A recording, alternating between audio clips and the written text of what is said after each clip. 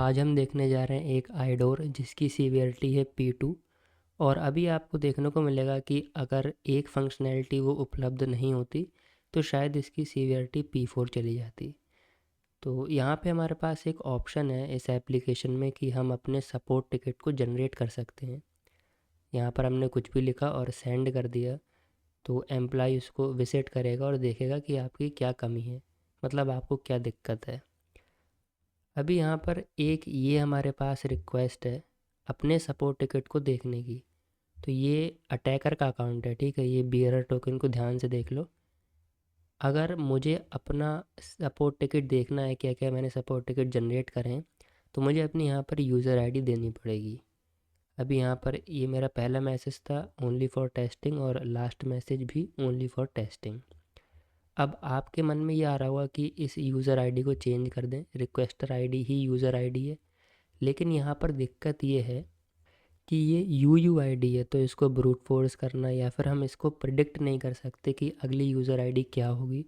तो हमें एक तरीका चाहिए कि किसी तरीके से हम अगर UUID लीक करवा पाएँ तो हम वहाँ से एक यूज़र आईडी यहाँ पर पेस्ट कर सकते हैं और दूसरे यूज़र का या फिर दूसरे प्लेयर का जो सपोर्ट टिकट है उसको देख सकते हैं।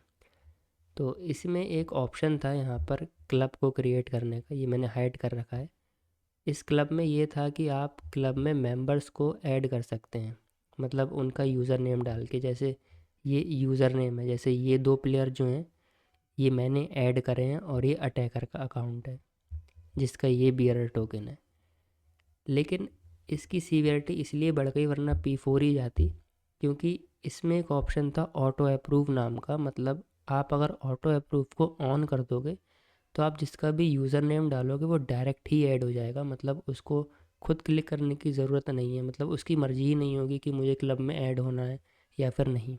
तो मेरे हिसाब से तो ये भी एक कमी है, क्योंकि अगर मेरी मर्ज़ी नहीं है तो मैं क्यों ही किसी क्लब में ऐड होऊंगा।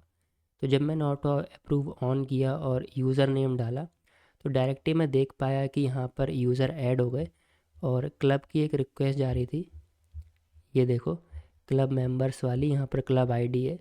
तो मेरे क्लब में जितने भी लोग होंगे उनकी मुझे सारी डिटेल देखने को मिल जाएगी और सबसे इम्पॉर्टेंट यहाँ पर यूज़र आईडी हमें देखने को मिल गई। तो अभी हमारे पास UUID है। अभी हम किसी भी यूज़र की कॉपी कर सकते हैं। जैसे हमारे पास ये रिक्वेस्ट थी जिससे हम अपने सपोर्ट टिकट को देख पा रहे थे। ये TAM0002 हमारा अटैकर है जिसका ये बियरर टोकन है।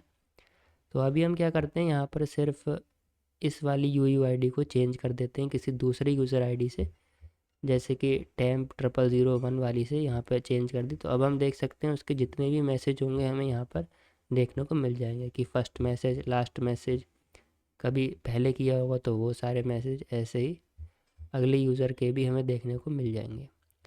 तो यही था एक तरीका कि किस तरीके से हमने यूज़र आईडी को लीक किया। तो ये एक तरीका है।